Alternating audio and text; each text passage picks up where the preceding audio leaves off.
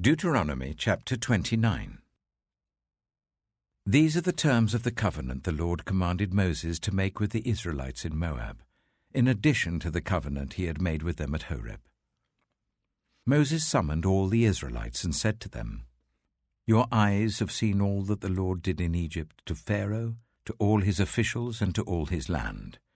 With your own eyes you saw those great trials, those signs and great wonders. But to this day the Lord has not given you a mind that understands, or eyes that see, or ears that hear. Yet the Lord says, During the 40 years that I led you through the wilderness, your clothes did not wear out, nor did the sandals on your feet. You ate no bread and drank no wine or other fermented drink. I did this so that you might know that I am the Lord your God. When you reached this place, Sihon, king of Heshbon, and Og, king of Bashan, came out to fight against us, but we defeated them. We took their land and gave it as an inheritance to the Reubenites, the Gadites, and the half-tribe of Manasseh.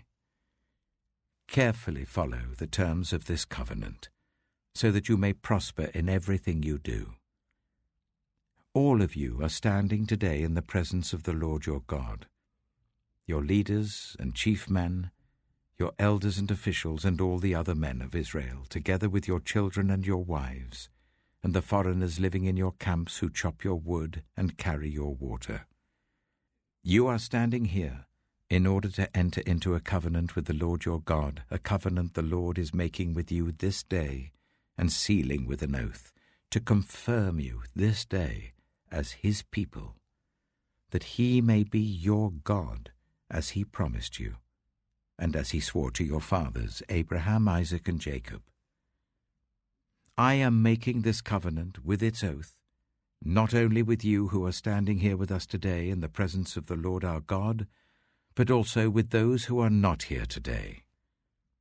You yourselves know how we lived in Egypt, and how we passed through the countries on the way here. You saw among them their detestable images and idols of wood and stone, of silver and gold. Make sure there is no man or woman, clan or tribe among you today whose heart turns away from the Lord our God to go and worship the gods of those nations. Make sure there is no root among you that produces such bitter poison. When such a person hears the words of this oath, and they invoke a blessing on themselves, thinking, I will be safe, even though I persist in going my own way, they will bring disaster on the watered land as well as the dry. The Lord will never be willing to forgive them. His wrath and zeal will burn against them. All the curses written in this book will fall on them, and the Lord will blot out their names from under heaven.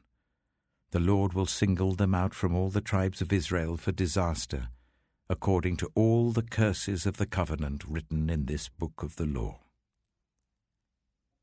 Your children who follow you in later generations, and foreigners who come from distant lands, will see the calamities that have fallen on the land and the diseases with which the Lord has afflicted it. The whole land will be a burning waste of salt and sulfur, nothing planted, nothing sprouting, no vegetation growing on it. It will be like the destruction of Sodom and Gomorrah, Admah and Zeboim, which the Lord overthrew in fierce anger.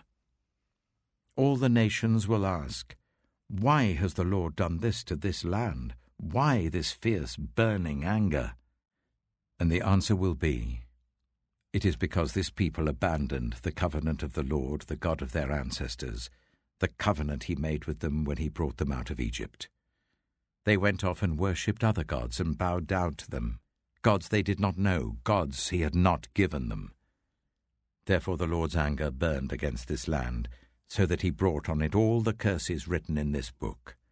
In furious anger and in great wrath, the Lord uprooted them from their land and thrust them into another land, as it is now. The secret things belong to the Lord our God, but the things revealed belong to us and to our children forever, that we may follow all the words of this law.